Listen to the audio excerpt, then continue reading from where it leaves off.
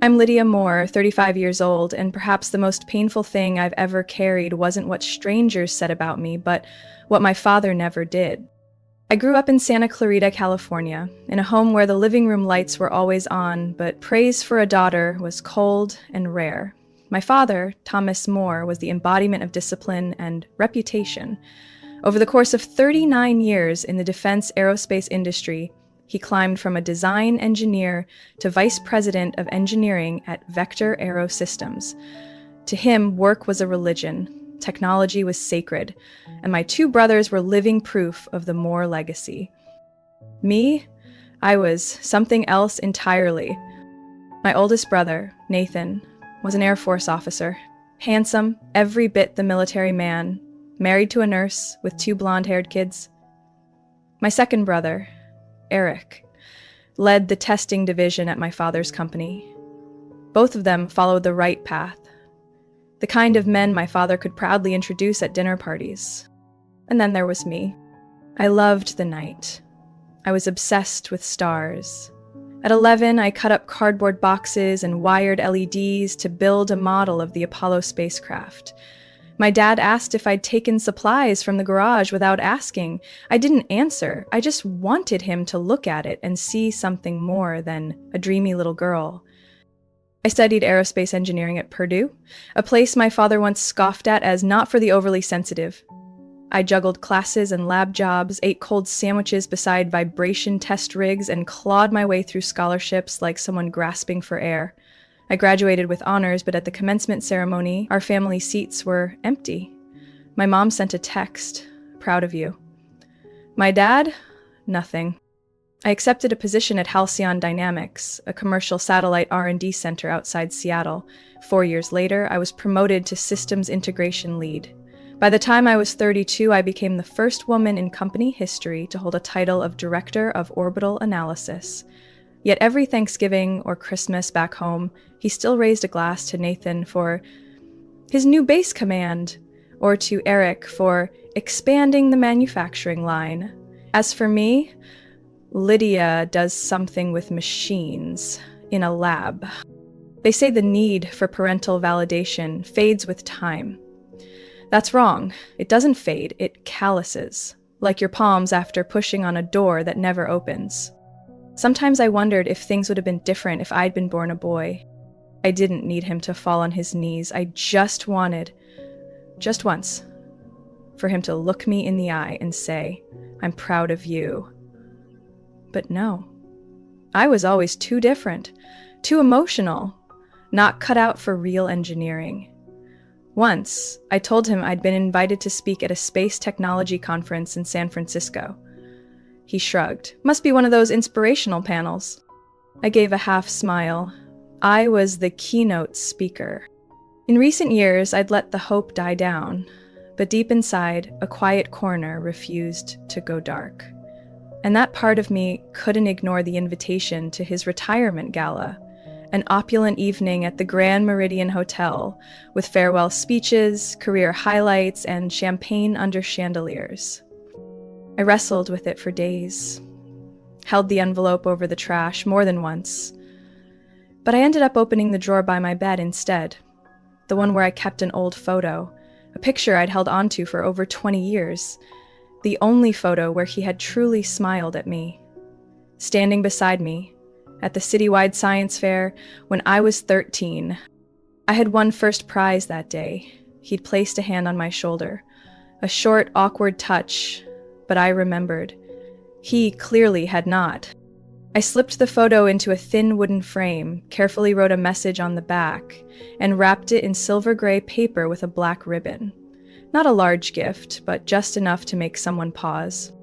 Throughout my life, I learned how to sit still while being overlooked. It started at silent family dinners, where my father would turn to Nathan to ask about military training in Florida, or to Eric to praise a new engine line being tested. And me? He often skipped over me like I was just another chair in the room, lifeless, not worth acknowledging. I still remember my father's 60th birthday party. It was a rainy afternoon in March, the house packed with guests, a three-tiered cake and a jazz band playing softly in the backyard. When he stood to raise a glass and thank everyone, he looked around and began naming each family member. Nathan, my eldest son, carrying on our tradition of service to the country. Applause. Eric, the one who turned my garage into an engine lab, now running the testing division. More applause. Then he paused, looked at me, and said, "And Lydia? Always passionate about high-tech stuff?" A soft chuckle spread from a few guests near the bar. I smiled faintly, lowered my head, and hid my face behind a glass of red wine. 3 weeks later, I stood at the podium of the National Engineering Conference in Denver, presenting my orbital analysis for a $180 million satellite project. After my session, I received an invitation from Defense Tech for a research collaboration. That night, I dined alone at my hotel, reading the email that informed me I had been nominated as one of the top female engineers under 40. No one in my family knew or cared. I once thought achievements would change everything. That if I became good enough, loud enough, my father would have no choice but to recognize me. But to him, every medal I earned was just a knockoff compared to the true Moore legacy carried by my brothers. At a Christmas dinner once, he even said, "Lydia's work is impressive, sure, but engineering's a stretch for a little sister. Takes more time." I didn't argue. I simply set down my spoon and left the table. There was only one time I truly let myself feel fury. It was when my mother, Helen, called to inform me the family was organizing a Moore Legacy celebration at our old church, showcasing career milestones of the Moore men. I paused for a moment and asked, "What about the women?" She sighed. "Lydia, you know how your father is. Don't make this harder." I hung up without saying goodbye. That day, I returned to my lab and opened a confidential file I had been preparing for the Defense Council. My hands trembled as I turned each page, not from work pressure, but because I realized something painful. The worst part wasn't being forgotten. It was being deliberately erased from the story of your own family. I used to think I didn't believe in cutting people off. I believed I was logical, capable of enduring, mature enough to let it go. But over time, I realized my silence had helped enable their disregard. I didn't need to destroy the relationship. I just needed to stop building it. Everything started to shift the night before my father's retirement party. I got a message from Haley, a distant cousin who worked as a freelance journalist in Arizona. We had only met once at our grandmother's funeral. The message contained one link: Moore Legacy, a family of aviation excellence, an article published by Vector Aero's Retired Engineers Network. I clicked it. The article ran nearly 2,000 words, listing every Moore family member who had contributed to the aerospace field. My grandfather, my father, both my brothers, even my uncle, who'd worked as a low-level tech at a tiny aircraft maintenance firm, were mentioned. I wasn't. Not a word, not a footnote, not even a period. I wasn't surprised, but it felt like every ounce of blood had been drained from me. That evening, I sat alone in my Seattle apartment. The streetlights cast pale gray stripes across my living room floor through the window. I picked up the silver-wrapped box I had prepared, the one with the black ribbon, and stared at it for a long time. It was no longer a symbol of hope. It was evidence, proof that I had existed. I arrived at LAX on Friday morning, my gray suitcase rolling softly across the cold stone floor. My head was completely clear, but there was something inside me heavier than any carry-on. The flight lasted 2.5 hours, taking me to San Antonio, where my father had chosen to host his retirement party at a 5-star hillside resort, complete with a golf course, vintage piano, and cocktail reception by the pool. I rented a compact SUV to drive to the venue. The South Texas air was dry and sharp, a stark contrast to Seattle's constant dampness. Every mile peeled back layers of memory. Wounds I thought had healed, but had only gone quiet. I checked in around 3 p.m. The young receptionist smiled and said, "You're here for Mr. Thomas Moore's party, right? He's kind of a legend around here." I nodded. My room was on the top floor, overlooking the central garden where the gala would take place the next evening. I opened my suitcase and took out the gift box I had wrapped back in Seattle. I didn't check it again. I knew exactly what was inside. A black and white photo, a small handwritten note taped to the back of a thin wooden frame, written slowly, deliberately. This gift wasn't meant to stir emotion. It was a piece of evidence, proof of something my father had refused to acknowledge for too long. I placed it on the wooden table near the window.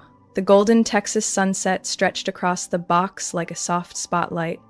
Then I showered, put on a simple dark blue dress, light makeup, and left the hotel to have dinner with the only family member I still kept in touch with, Aunt Caroline. She was my mother's youngest sister, now living in New Braunfels, the only one who had ever dared to say to my father during a family gathering, "Tom, who do you think you are, sorting your kids like cars in a parking lot?" After that, she was quietly removed from the family group chat. We met at a small Mexican restaurant tucked in a quiet neighborhood. She was just the same, silver streaks at her temples, eyes sharp but still gentle. After a tight hug, she looked me over and said, "Lydia, you look different, not older. Your eyes. You stopped waiting." I didn't answer, I just smiled, and she understood. We talked for over an hour. When the conversation turned to the party, she narrowed her eyes. "You sure you want to go?" "I'm not saying it because I'm worried. I just know he won't change." "I know," I replied. "I'm not going for him. I'm going to end this for myself." She nodded. "Then walk in tall, Lydia. Don't lower your head for anyone in that room." I drove back in silence. The Texas sky darkened fast and fell empty. I turned on the radio but didn't play music. What I needed was the space between sounds, the kind where I could hear myself think. The next morning, I woke up at 6:30 without an alarm. My mind was strangely clear. I double-checked my dress, shoes, invitation, and the box. I retied the silver ribbon one last time, careful not to feel anything.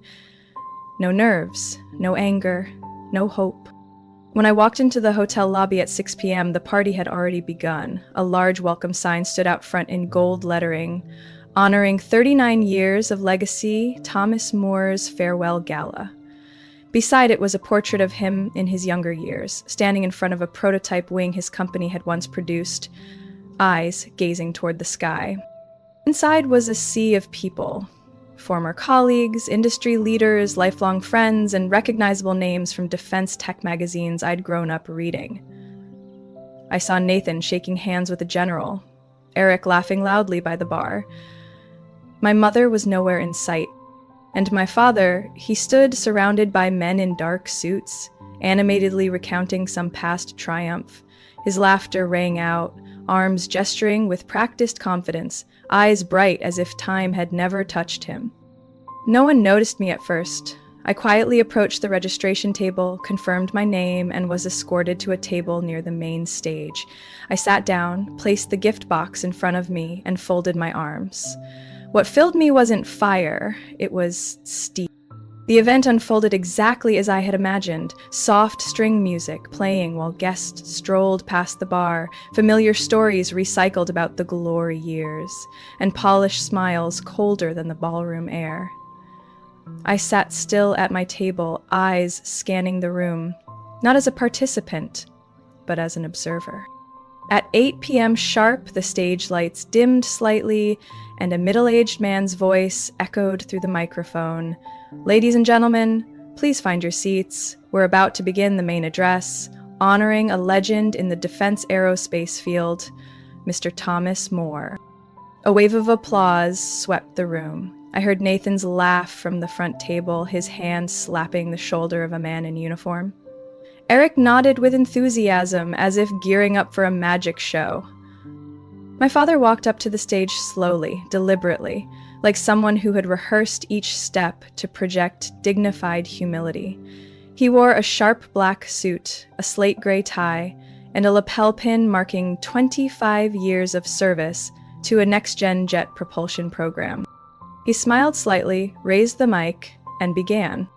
"It's an honor to stand here tonight among those who've walked nearly 4 decades of challenges with me.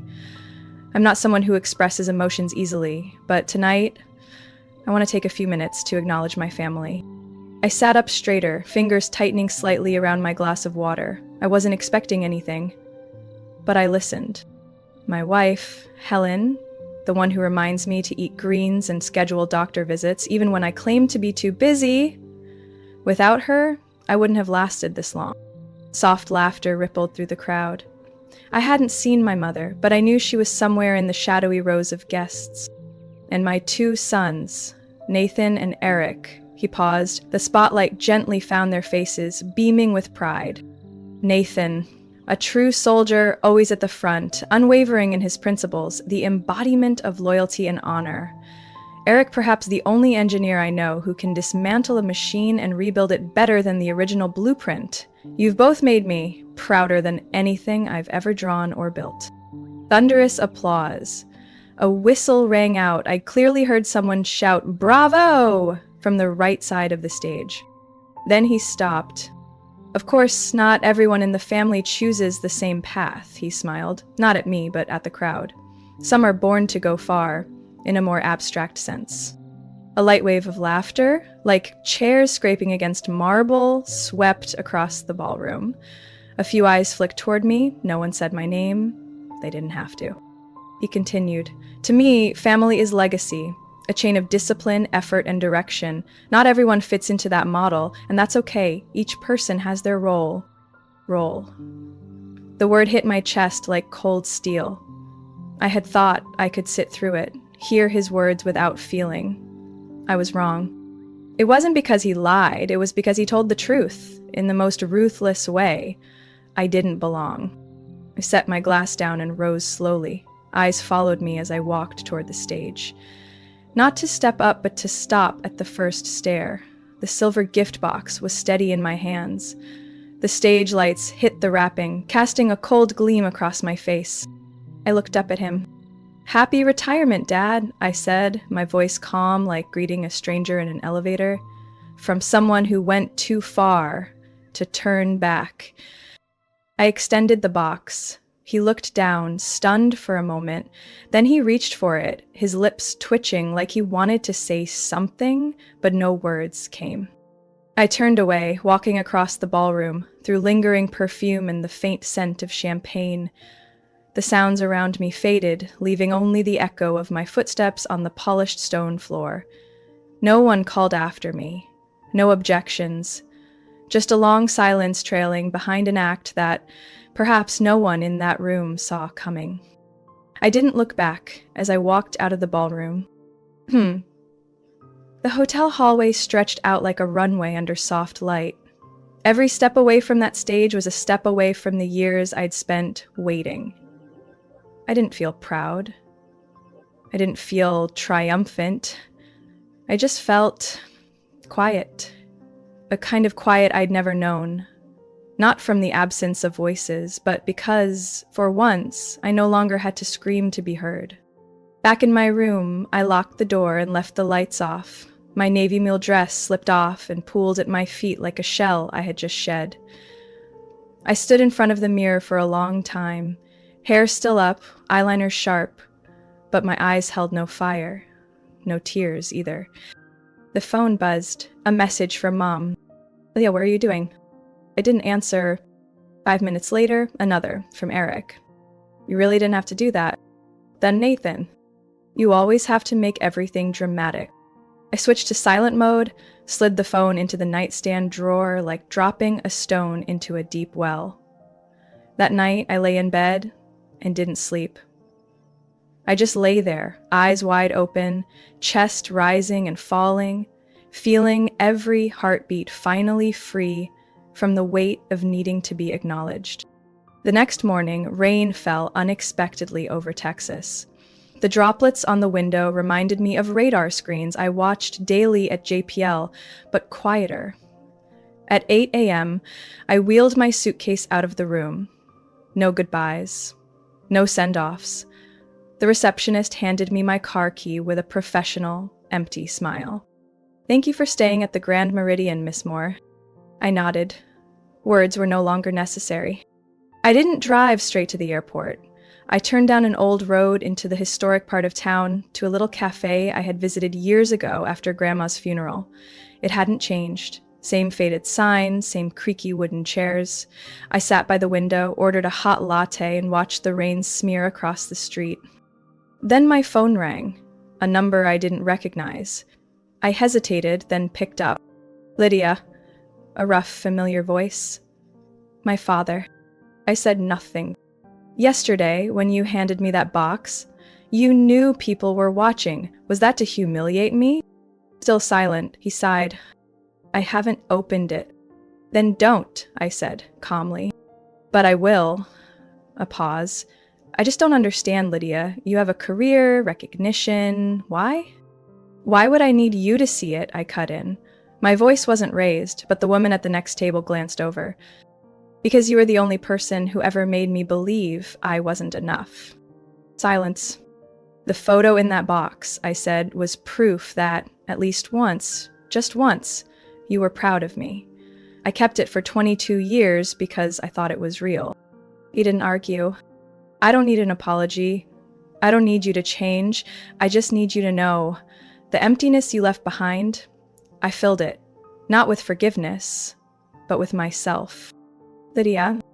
"Goodbye, Dad." I hung up before he could say anything else. The latte cooled on the table. I drove to the airport just before noon. As the plane lifted off from San Antonio, the clouds blocked out the sun. But I didn't fear flying anymore. Not because I'm an aerospace engineer, but because I've lived long enough in emotional turbulence to know just because the sky is unclear doesn't mean there's no way through. That evening, I returned to my apartment in Seattle. Everything looked the same: succulent on the balcony, gray fabric armchair, an unfinished satellite model on the shelf. But one thing was different. Me. I opened my laptop and checked my email. A new message from the National Women in Engineering Conference. "We'd be honored if Miss Moore would accept our invitation as the keynote speaker for next month's opening session." I typed my response. Simple, clear. "I accept, and this time, I'll say everything." Send. Just as I predicted, he didn't open the gift box at the party. Not because he forgot, because he didn't dare. For my father, control was like breath, the armor he wore each day to avoid facing any real emotion.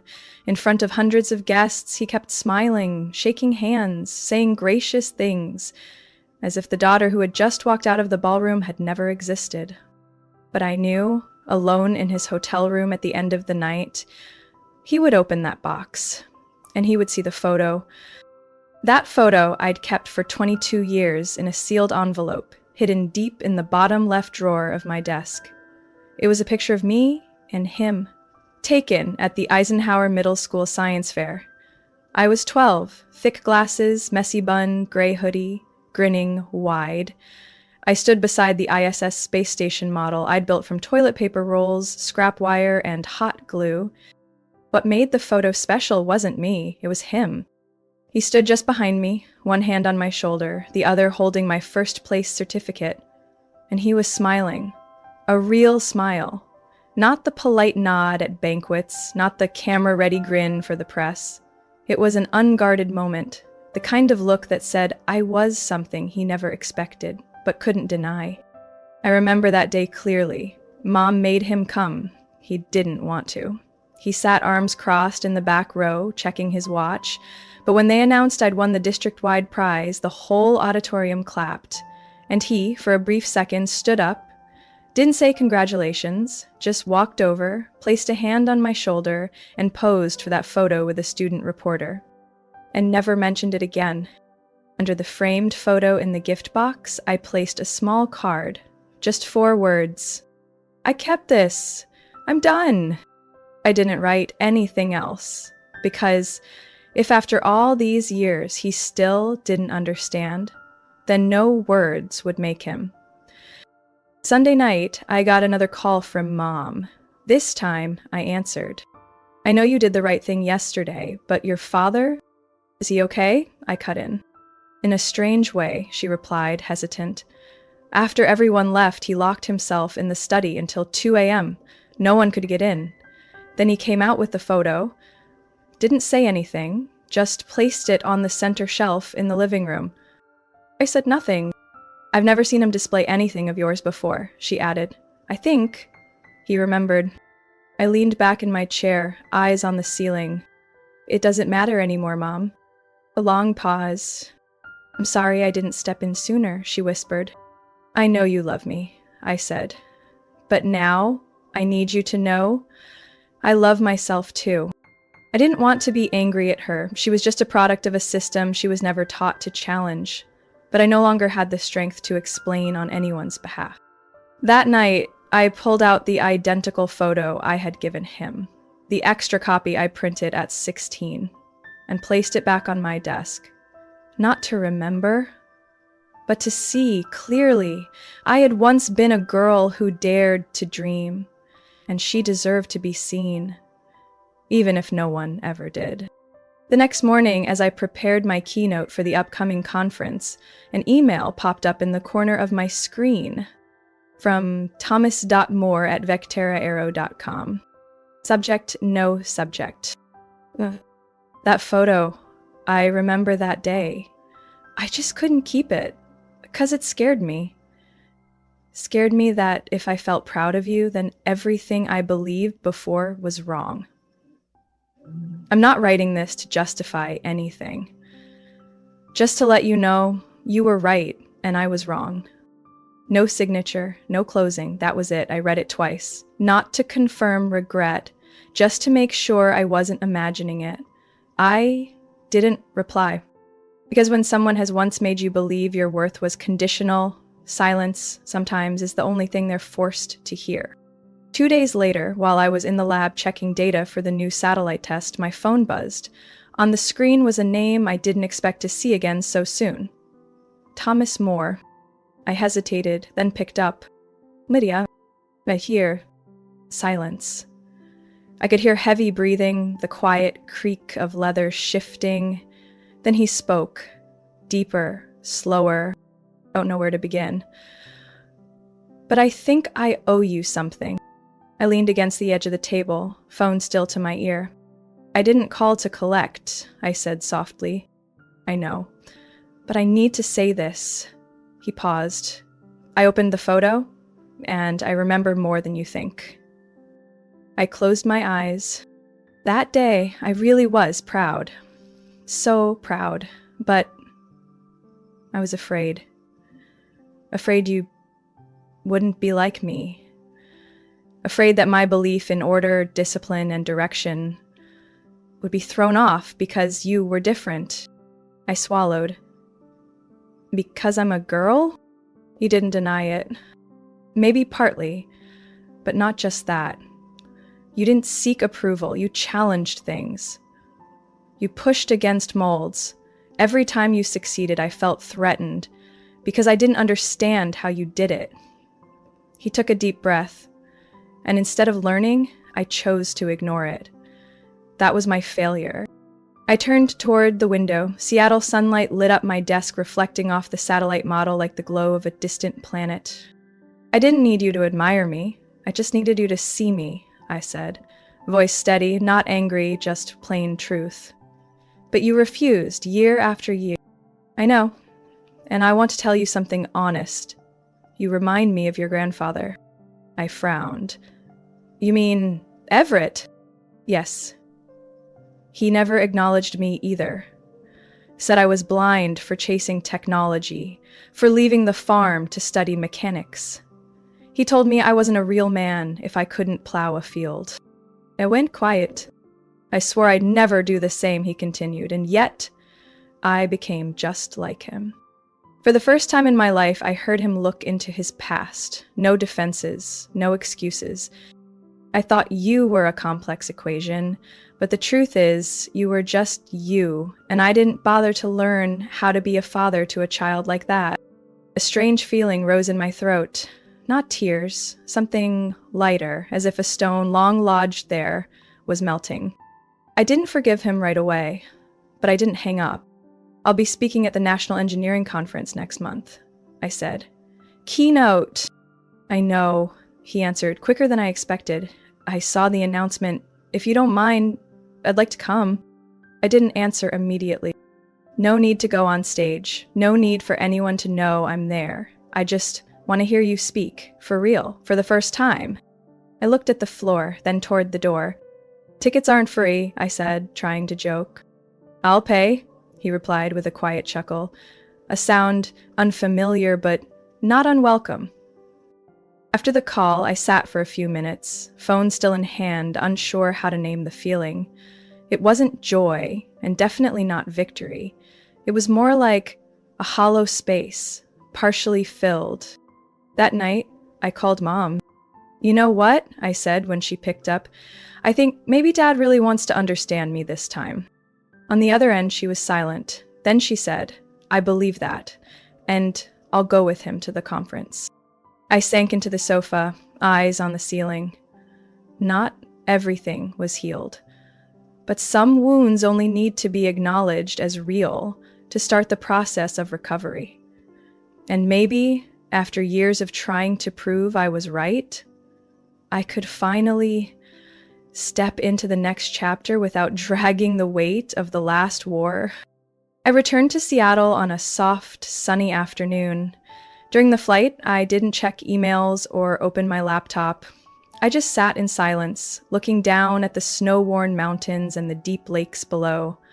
Something in me had closed, not because I had forgiven, but because I no longer needed approval. 3 days later, I stood on the main stage of the National Engineering Conference, facing over 1,000 engineers, scientists, students, and those who once believed they didn't belong in this field, just because they hadn't walked through a familiar gate. I wore a charcoal gray suit, no bow tie, no jewelry, just a neat stack of printed notes in hand. Good morning, I began, my voice steady. My name is Lydia Moore, and I used to think I had to become a more palatable version of myself to stand here. Eyes looked up from every row, waiting. I once believed that to be acknowledged, I had to hide everything that made me different. My gender, my way of thinking, even how I approached problems. I paused and swept my gaze across the room. But after more than 10 years in aerospace and defense, I've learned the opposite. What makes you different is exactly why you need to be heard. No whispers, no awkward laughs, just silence. And I continued, I grew up in a family where technical achievements were only recognized if they came with a uniform or a legacy name. I used to think if I reached a high enough level of success, I would finally be accepted. I lifted my hand, not for drama, but to stop myself from slipping back into old emotions. But the truth is, if someone needs you to change in order to see your worth, then their approval was never worth anything to begin with. A soft wave of applause began. I didn't pause. 2 months ago, I gave my father a photo he once forgot. The only moment he had ever truly been proud of me. I kept that picture for 22 years, hoping he'd remember. But when I placed it in his hand at his retirement party, I was no longer waiting. I took a deep breath, not because I was emotional, but because I was speaking from my whole life. I'm not telling this story for sympathy. I'm telling it because I know many people in this room have stood where I once stood. Overlooked for not following the right path. Dismissed for daring to be different. Excluded for not fitting the mold. I lifted my chin. But you are not a failure just because you are different. You are the proof of a kind of success the old world never understood, and sometimes walking away from a door that never opened for you is the first step to building a whole new path. This time, the applause lasted longer. I saw my mother sitting in the 4th row, eyes glistening. My father sat beside her, hands clasped tightly, looking at me. Not as someone analyzing, but as someone learning how to feel again. I ended the speech with a line I wish someone had told me when I was 16. You don't need permission to be yourself, and sometimes the bravest act is to stop waiting for others to assign your worth and claim it for yourself. As I stepped off the stage, no step felt heavy. I didn't need anyone to run after me. I didn't need anyone to say, you did good. I had already said it to myself. A few days later, the speech video spread across engineering forums. It appeared in an IECA newsletter, in a STEM classroom in California, even on the homepage of a blog for women of color in science. I received hundreds of emails from people I'd never met, but who wrote that they had once felt invisible, the way I once did. A 17-year-old girl named Aubrey from Ohio wrote, "I printed your final quote and taped it to my bathroom mirror. I don't know what I'll study yet, but I do know this. I don't need anyone to validate my dreams." I replied with one line, "Build your road to a place no one thought you could reach, then invite them to watch." And in that moment, I realized I was no longer the forgotten child at a family dinner. I was a woman who had learned, step by step, to rewrite her story. With truth, with pain, and with freedom. Lydia's story is a powerful reminder that you don't need recognition from those who once dismissed you to be worthy.